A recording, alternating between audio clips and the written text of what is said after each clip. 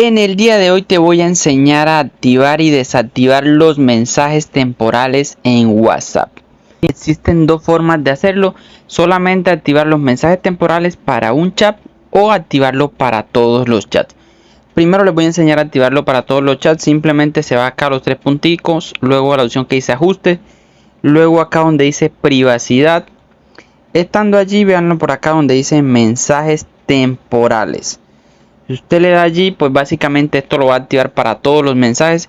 Y lo que haría aquí es seleccionar el tiempo que ustedes quieren y WhatsApp automáticamente va a eliminar, destruir la conversación desde el día que usted active esto. Si usted lo va a hacer solamente para una persona, simplemente busca el chat de esa persona, luego se va acá arribita y aquí se va a la opción que dice mensajes temporales.